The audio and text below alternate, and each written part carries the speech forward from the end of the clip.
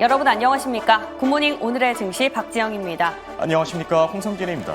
지난주 마지막 거래일 뉴욕 증시는 고용 쇼크로 휘청이면서 마무리됐습니다. 이민 정책으로 해외 노동자가 급감한 탓일까요? 7월도 그렇지만 5, 6, 7월 합산 수치가 코로나 이후 최전 수준까지 떨어졌는데요.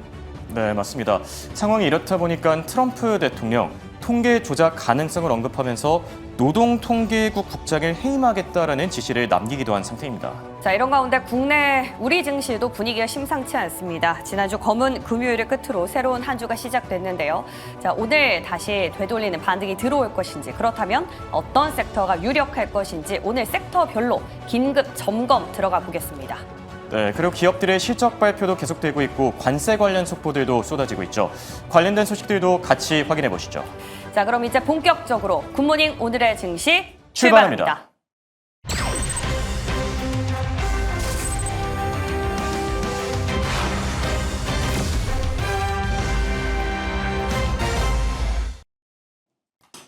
미국의 고용시장이 견조하다는 건 환상에 불과했던 걸까요? 지난주 미국의 비농업 고용보고서가 발표된 이후 시장의 내러티브가 완전히 뒤바뀌면서 3대 지수도 일제히 하락 마감했습니다. 고용시장이 안정적이라는 생각은 환상에 불과했고 오히려 경기 침체에 대한 불안감이 커지고 있는 상황인데요. 강세장에 대한 믿음이 흔들리면서 다우지수는 1.23% 하락했고요. S&P 500 지수도 1.6% 하락, 그리고 나스닥 지수는 비교적으로 큰 2%대의 하락세를 보여줬고 또 증시 변동성을 가늠할 수 있는 빅스 지수는 단숨에 21% 급등한 상태입니다.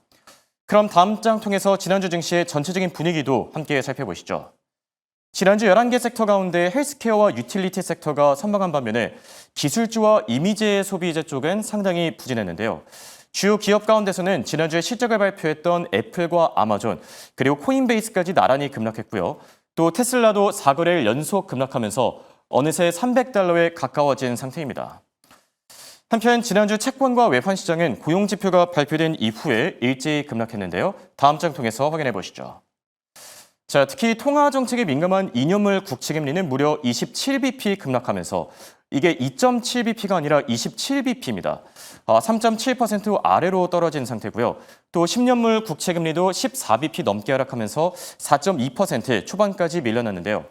지금 국채 금리가 이렇게 떨어지고 있는 이유가 물가 안정이 아닌 경기 둔화 때문이라서 증시 투자 심리에도 상당히 부정적으로 작용하고 있는 상태고요. 그동안 가파른 상승세를 나타내던 달러 인덱스도 1% 넘게 빠지면서 98 중반까지 떨어졌고 또 여외 시장에서 원달러 환율도 1389원대에서 거래되고 있는 상태입니다. 자, 그럼 끝으로 이번 주 예정된 주요 일정들까지 같이 살펴보시죠. 지난주에 워낙 숨가쁘게 빅 이벤트들을 소화한 만큼 이번 주는 상대적으로 한산한 주가 되지 않을까 싶은데요. 다만 트럼프 행정부의 관세 불확실성이 여전하기 때문에 관련된 속보나 소식들은 팔로우업이 계속 필요해 보입니다. 우선 월요일에는 7월 컨퍼런스 보드의 고용 추세 지수와 함께 6월 공장 수주가 발표됐고요. 또 서학개미들이 많이 담고 있는 팔란티오와 함께 온세미컨덕터의 실적이 발표됩니다. 한편 화요일에는 ISM의 서비스업 PMI가 발표됩니다. 지난주에 나오게 된 이 ISM 제조업 PMI가 부진하게 나온 상황에서 서비스업마저 이번에 흔들릴 경우에 경기 침체 우려가 더 커질 수 있기 때문에 중요하겠고요. 또 이와 함께 최근 투자 의견이 계속해서 좋게 나오고 있는 AMD와 함께 올해 들어서 꾸준히 반등하고 있는 슈퍼마이크로 컴퓨터 슈마컴의 실적도 공개됩니다. 한편 수요일과 목요일에는 10년물과 30년물 국채 입찰이 진행됩니다. 지난주에 미국의 장단기 국채 금리가 큰 폭으로 떨어진 상태에서 추가적인 하방 압력을 받게 될지 지켜봐야 되겠고요. 끝으로 금요일에는 BOJ의 통화정책회의 요약본과 함께 서학개미들이 많이 담고 있는 템퍼스 AI의 실적까지 공개됩니다. 자, 정리해보자면 이번 주는 결국 관세 협상과 기업들의 실적을 주시하면서 투자 전략을 세워보면 어떠지 않을까 생각이 들고요. 자, 이렇게 이번 주 증시 관전 포인트까지 챙겨봤고 이어서 지난주 주요 기업들의 마감 상황 김현사 아나운서와 체크해보시죠. 네, 빅테크들 전반적으로 하락했기 때문에 나스닥의 하락폭이 조금 더 두드러졌던 하루였습니다. 일단 7개 기업 모두 파란불을 켜내면서 하락세를 보이고 있는데요. 장 마감 후에 실적을 발표했던 애플과 아마존의 경우 조금 더 하락폭이 두드러집니다. 애플 같은 경우에는 이 분기 가이던스도 뛰어넘었고 기대치 대비해서 선방하는 실적을 보여줬음에도 불구하고 2% 넘는 하락분 보여주고 있고요. 아마존 분기별 가이던스가 조금 부진했다라는 이유 실적 발표 발표 이후에 바로 전해드렸죠. 아마존 같은 경우에는 8% 넘게 급락한 모습 확인하실 수가 있습니다. 그럼 다음 장 통해서 지난 이 장 중에 나왔던 실적들 덮어보시죠. 장 중에는 정유주들, 석유주들의 실적이 나와서 함께 확인해 보겠습니다. 엑슨모빌과 함께 쉐브론의 실적이 발표가 됐는데요. 일단 엑슨모빌 먼저 확인해 보시죠.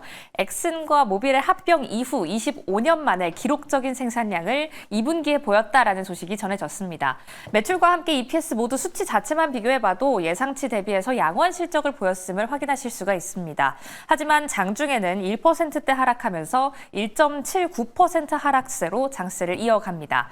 실적 발표와 함께 어떤 내용이 나왔을까요? 일단 수치 자체보다는 이번에는 어떤 점을 좀 주목해봐야 했느냐.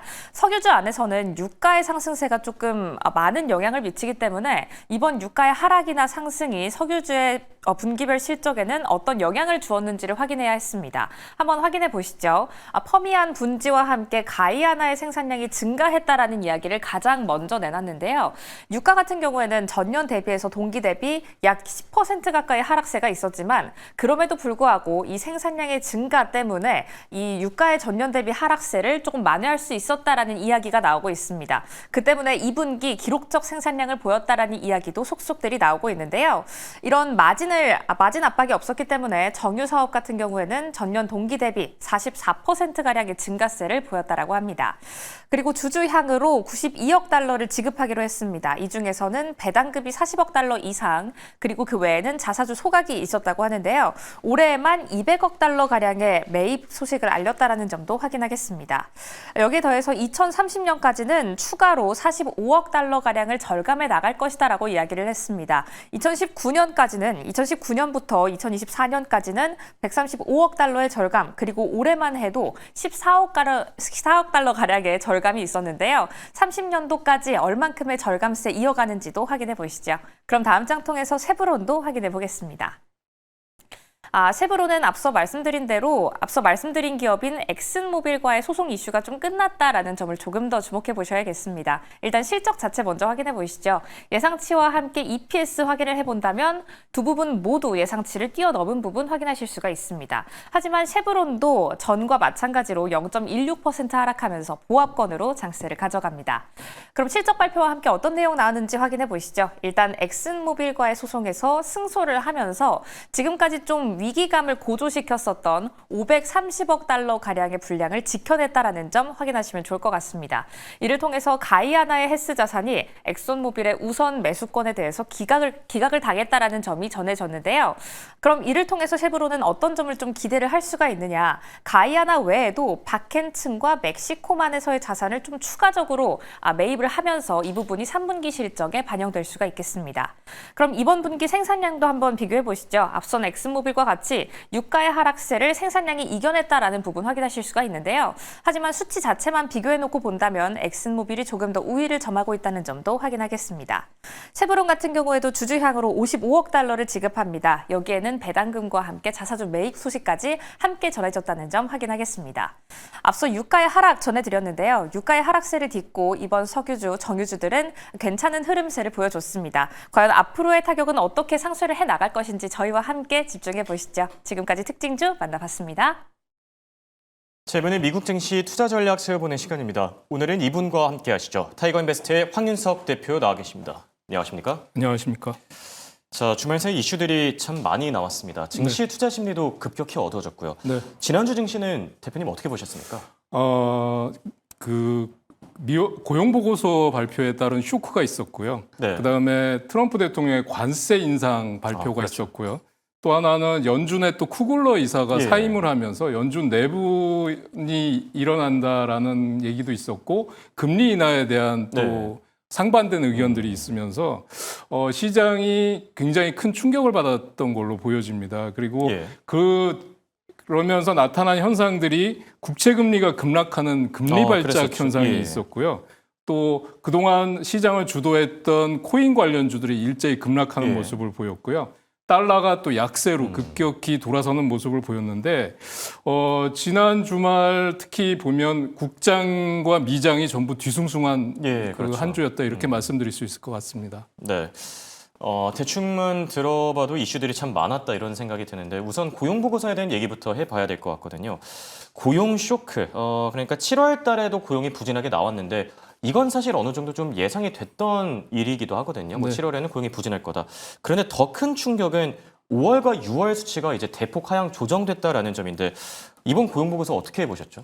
네, 그러니까 사실은 비농업 고용자 수 같은 경우를 이제 한번 보시면 7만 3천 건 증가에 그쳤다는 거죠. 그렇죠. 예, 그래서 또 6월 말씀해 주신 대로 14만 7천 건에서 1만 4천 건으로 됐고 5월은 또 14만 4천 건에서 1만 9천 건으로 하향됐다 그래서 네. 두 달간 전부 25만 8천 건이 하향된 걸로 이게 나타났습니다. 갑자기 뭐 사라진 셈이 된 거잖아요. 네, 그렇습니다. 그런데다가 실업률도 또 상승한 걸로 나타났고요. 그렇죠. 4.25%라고 해서 0.1%포인트 이제 상승한 걸로 나타났고 그래서 이게 한마디로 얘기하자면 고용도 감소하고 노동시장 위축되고 경기 둔화 우려가 생기고 이렇게 돼서 네. 정말 총체적으로 안 좋아졌다 이렇게 말씀드릴 수 있을 것 같습니다. 그런데다가 뭐 각종 지표들도 또 안 좋게 나오면서 예. 시장 불안 심리가 또 자극이 됐고요. 그 미국을 주도하고 있는 헤지 펀드들이 대규모 매도로 돌아선 것들도 시장의 중요한 하락 요인이 아니었나 이렇게 보고 있습니다. 네. 상황이 이렇다 보니까 그동안 노동시장이 견조하다 이런 얘기들이 많이 나왔었는데 이게 환상에 불과했다 이런 뭐 얘기들도 들리는 것 같고요. 그리고 관세 불확실성. 지금 뭐 스위스 같은 경우에는 관세 폭탄을 이제 두들겨 맞았다 이런 얘기도 나오고 있는데 관세 관련 소식들은 어떤 게 있었죠? 네, 그래서 어쨌거나 지금 뭐 8월 1일자로 뭐 상호 관세는 거의 일단락 됐다라고 보여지는데 이제 예. 발효는 또 8월 7일부터 그렇죠. 된다고 합니다. 그리고 이게 지금 트럼프 취임 전과 비교해서 평균 관세율이 지금 13.3%에서 15.2%로 올라섰다. 예. 그래서 트럼프 취임 전과 비교하면 6배나 급등했다라는 그렇죠. 얘기가 되는 겁니다. 그리고 그 미국의 가장 그 인접국이라고 할 수 있는 캐나다 같은 경우는 일부 상품 관세가 기존 25%에서 35%로 또 높여지고 있고요. 스위스는 대표적으로 39%의 고율 관세를 부과받아서 지금 상당히 지금 혼란스러운 분위기다 이렇게 말씀드릴 수 있겠고요. 중국은 또 아시다시피 8월 12일 날까지 이제 관세 마감을 앞두고 90일간 또 연장되는 쪽으로 그렇죠. 기울고 있고요. 또 인도는 25%의 또 고율 관세를 부과받고 있고 그래서 지금 굉장히 그 관세 인상 발표로 인해서 타격을 받을 걸로 예상이 되고 있습니다. 그럼에도 불구하고 각국에서 이제 그 나타내는 중국의 희토류, 뭐 인도의 IT, 캐나다의 원유, 예. 그다음에 목재, 펄프 이런 쪽, 그다음에 멕시코는 자동차와 자동차 부품 그 조립 공장들이 멕시코에 주로 많이 있지 않습니까? 그렇죠. 그런데다가 브라질은 뭐 커피, 설탕, 또 대만은 반도체 이런 각국의 주요한 그 합의되지 않은 특정 품목들이 있는데 이런 쪽은 대체가 불가능한 쪽으로 보고 있거든요. 근데 이런 것들도 지금 관세 부과가 되면서 투입 비용이 증가되고 생산에 차질이 오고 공급망 불안정 이런 후유증이 나타날 수 있다라는 그렇죠. 거고 또 아시다시피 의약품이나 반도체 또 핵심 광물 이런 주요 분야에 대해서는 품목별 관세 발표가 아직 남아 있는 상황입니다. 그래서 네. 관세로 인해서 상호 관세가 일단락됐다고 하더라도 역시 아직은 남아 있는 불안감은 거죠. 지속될 예. 것으로 보고 있습니다. 맞습니다. 이번 주에도 이 관세 불확실성 불가피하게 지속될 것으로 보이고요. 여기에 또 지난주에 지정학적 리스크가 갑자기 또 부각이 되게 됐는데 어떤 네. 이슈가 있었죠? 그러니까 지금 미국과 러시아 간의 긴장이 고조됐었는데요. 네. 특히 최근에 트럼프 대통령이 러시아에 대해서 뭐 50% 관세 제재, 100%까지 그렇죠. 제재 뭐 빨리 얘기를 시전해라, 했었지 이런 않습니까? 얘기가 네네. 있었죠. 근데 지금 러시아의 그 전 대통령이 러시아 제재에 대해서 미국의 행동은 전면전으로 이어질 수 있다라고 경고를 했고요. 예. 그러자 또 트럼프 대통령은 핵 잠수함 2척을 러시아 인근 지역에 배치했다. 그러면서 긴장이 고조되는 모습을 보였는데요. 이게 지난 주말 금요일장에서 낙폭을 줄이려고 하던 미장의 하락을 확대하는 요인이 됐다. 예. 이렇게 말씀드릴 수 있을 것 같습니다. 네.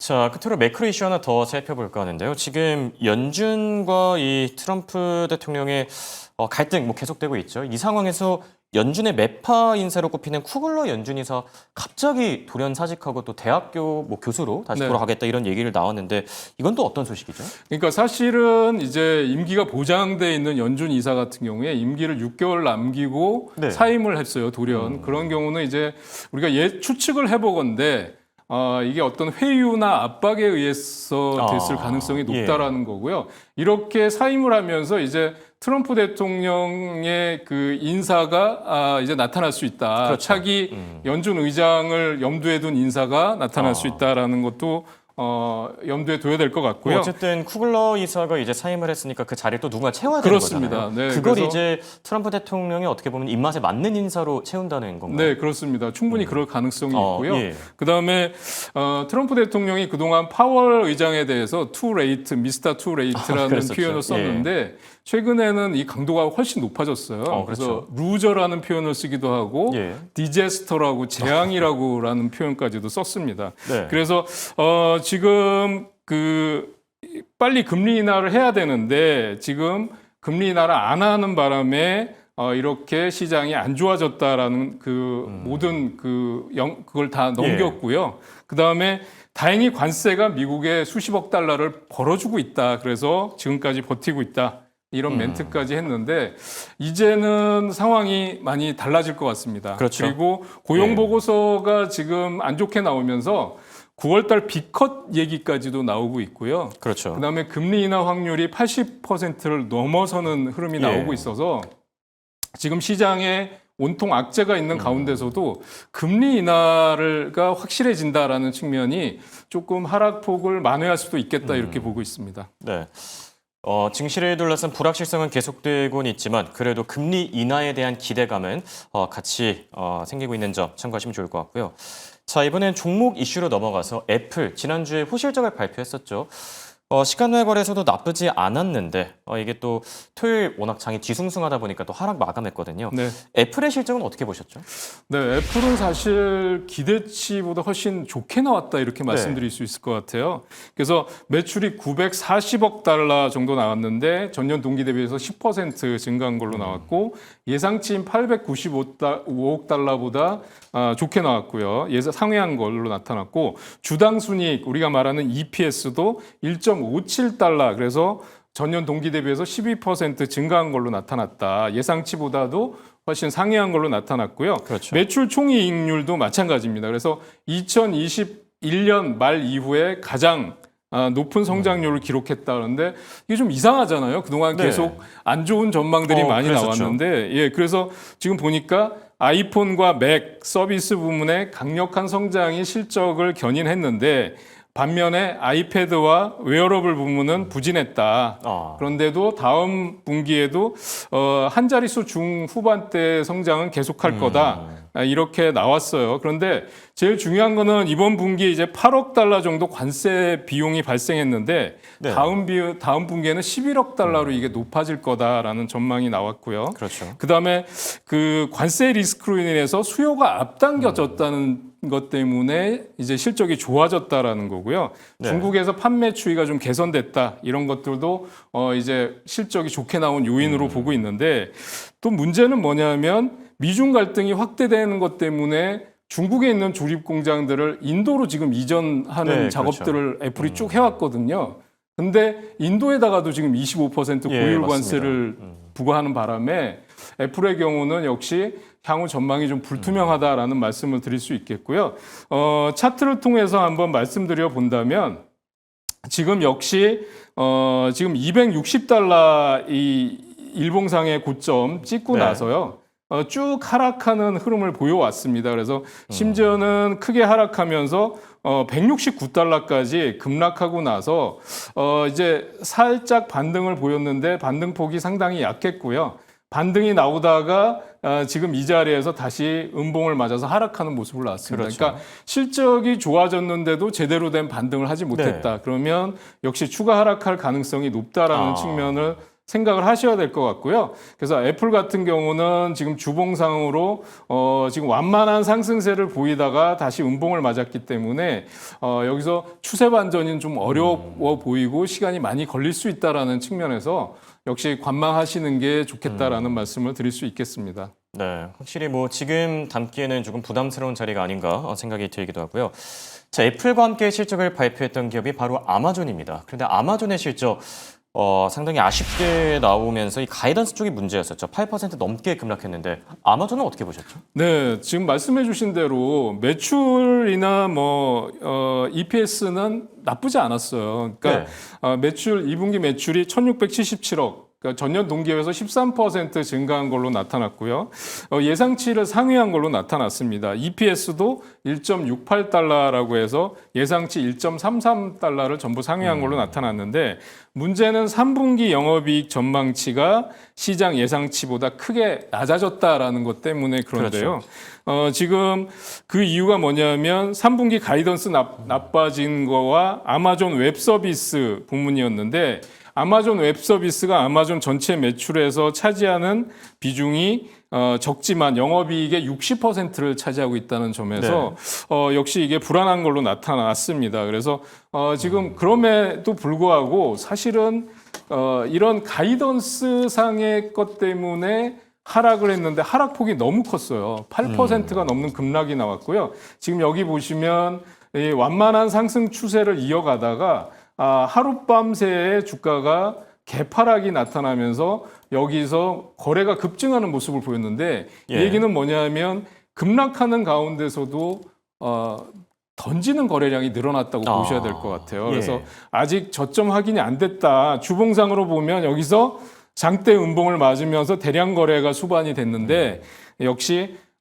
좀 시간이 필요하다라는 말씀을 드릴 수 있겠고요. 지금 전반적으로 시장을 보면 악재에 예민한 시장으로 바뀌어가고 있다라는 측면이에요. 그래서 지금 미국 주식을 투자하시는 투자자분들도 이제는 좀 보수적인 관점에서 리스크 관리 신경을 쓰셔야 되겠다 이런 말씀을 드리고 싶습니다. 네, 8월 들어서 급격히 어두워진 증시 분위기고요. 자, 이렇게 기업들의 실적 발표 이후에 급락했던 기업들이 있다고 하면은 또 반대로 폭등한 기업들도 있었습니다. 그 주인공이 바로 레딧인데요. 레딧이라고 하면은 뭐 미국 개미들의 성지로도 알려져 있죠. 커뮤니티 그렇습니다. 플랫폼인데 이 17% 넘게 폭등했는데 실적이 그렇게 잘 나왔나요? 네, 그렇습니다. 2분기 매출이 5억 달러를 상회한 걸로 나타났고요. 그런데 이게 예상치를 17%나 상회하는 걸로 나타났습니다. 그래서 사실 그 기대했던 것 이상이다 이렇게 말씀드릴 수 있을 것 같고요. 그 다음에 EPS도 0.45달러로 나타났는데요. 지금 이 정도면 사실은 지금 시장 예상치 0.19달러를 크게 상회한 거다. 그리고 2배 정도네요. 네, 그렇습니다. 2배가 넘는 거고요. 사용자 수의 향후 가이던스까지 하면 굉장히 정말 어닝 서프라이즈다 이렇게 볼 수 있을 것 같습니다. 그러니까 지금 보시면 일일 활성 사용자 수가 21% 증가한 1억 1,040만 명으로 기록이 됐는데 3분기 매출이 5억 4,500만 달러 사이가 될 걸로 예상이 되는데 시장 추정치가 4억 7천만 달러라는 점을 감안한다면 이것도 상당히 지금 크게 상승한 걸로 나타나고 있습니다. 그래서 지금 월가 예상치를 크게 상회한 걸로 나타나고 있는데요. 그래서 지금 대형 투자은행들이 목표 주가를 다 높여 잡고 있는 상황입니다. 지금 보시면 차트를 통해서 보시면 주가가 전일 대비해서 갭 상승하는 모습을 보였는데요. 여기 전일 종가라고 한다면 이만큼 급등하는 모습으로 끝났고요. 주가 지금 대형 투자은행들도 모건 스탠리가 목표 주가를 230달러, 골드만삭스가 212달러, JP 모건이 190달러를 제시하고 있는 상황입니다. 여기서 보면 갭 상승을 하면서 거래량이 폭발적으로 증가했는데요. 주봉을 통해서 한번 보시면 장대 양봉이 나왔고요. 거래량이 급증하는 모습 나왔고 지금 신고가가 230달러인데 추가 상승 여력이 충분할 걸로 보여집니다. 다만 급등했기 때문에 추격 매수는 부담스럽고요. 눌림목 구간을 공략하시는 게 좋겠다 이렇게 말씀드릴 수 있겠습니다. 네, 레딧과 관련해서는 조정을 좀 받았을 때 이제 들어가면 좋을 것 같다 이렇게 조언을 해주셨고요. 끝으로 피그마라는 기업에 대해서 살펴볼까 합니다. IPO 강세장이 지금 미국에서 불고 있는데 상장 이틀 만에 270%가 급등했다고요. 피그마는 어떤 기업이죠? 네, 피그마는 지금 상장되자마자 3배 가까이 급등하면서 지금 시장에 그 회자되고 있는데 널리 웹 디자인 소프트웨어 제조업체입니다. 그래서 예. 공모가가 33달러예요. 그런데 상장일 7월 31일 날 250% 급증했고요.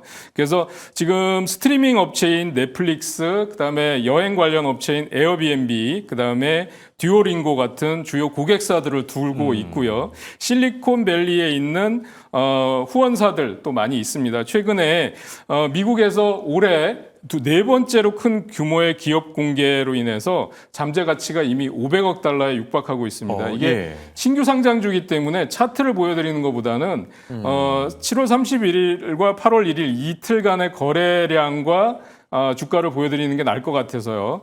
7월 31일 날 250% 급등했고 그다음에 8월 1일 날은 5.8% 급등하면서 나왔는데 음봉을 맞았기 때문에 저는 이제 좀 큰 조정이 올 수도 있는 자리라고 보여집니다. 예. 그래서 신규 상장주라는 점, 그다음에 실적이나 이런 게 검증되지 않은 기업이라는 점에서 역시 그 효과는 제한적이다 이렇게 말씀드릴 수 있겠습니다. 네, 피그마와 관련해서는 신중한 투자 의견 남겨주셨네요. 지금까지 도움말씀의 황윤석 타이거인베스트 대표와 함께했습니다. 감사합니다.